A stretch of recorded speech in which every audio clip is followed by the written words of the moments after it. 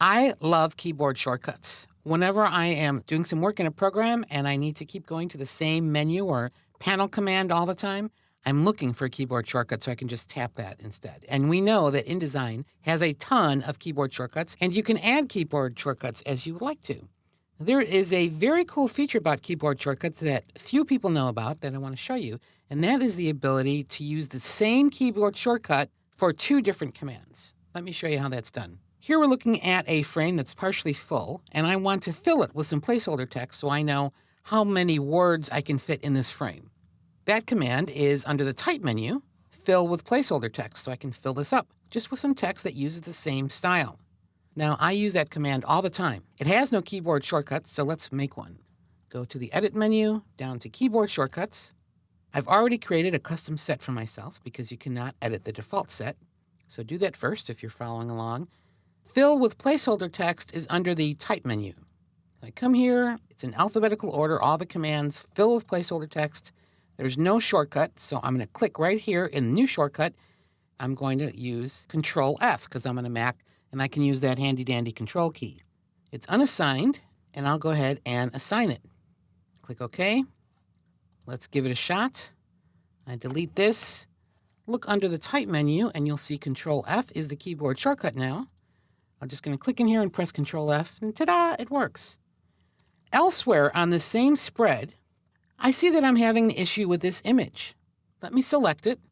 What I would normally want to do is to look at its frame fitting options.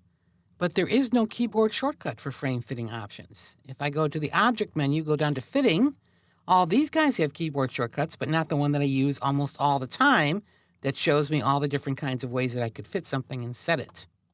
Let's make a keyboard shortcut for frame fitting options. Go to Edit, Keyboard Shortcuts. That's under the Object menu. We want to find Fitting, and then all of the sub-menu items. There is Frame Fitting Options. I want to assign the same keyboard shortcut, Frame Fitting, Control F. That'll be easy to remember. But it says it's currently assigned to Fill with placeholder text. That's okay. I'm not going to worry about it. I'll click Assign. Control F and save. Click OK. Let's see if it works. Click here, press Control F. Perfect. Now to make sure that it works in both locations, I'm going to make one little tweak. I'll go to Edit, Keyboard Shortcuts, find that first one, which was under the Type menu, Fill with placeholder text. Notice that it removed it because I overwrote it with my new one. Here I'm going to click and create that same keyboard shortcut, but this time, before I click Assign, I'm going to change the context. The context means where does that keyboard shortcut work? If you leave it at the default, that means it works everywhere within the program. No matter what you're doing, when you use that keyboard shortcut, it will go ahead and do that command. But you can fine-tune it. For example, whenever I'm filling a frame with placeholder text, I've almost always typed some text already. So my cursor is blinking in the frame. I'm in text editing mode. So I can tell InDesign that I want Control F to fill with placeholder text when I am in the text mode. So now I'll click Assign, and you'll see here it says Text, Control F. But in every other instance, if I'm not editing text, I want Control F to open up the Frame Fitting Options dialog box. Let's go to the Object menu and check that. Fitting, Frame Fitting Options, Default, Control F.